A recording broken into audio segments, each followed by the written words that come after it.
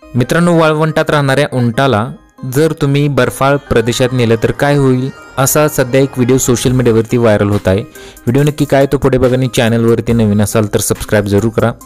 वाळवंटातील कडक उन्हात राहणारे उंट तुम्ही पाहिले असतील। तेथील उष्णता आपल्याला नकोशी वाटते, मात्र उंट त्याच वातावरणात वास्तव करतात। मग त्यांना याचा किती त्रास होत असेल असा तुम्हाला प्रश्न पडत असेल।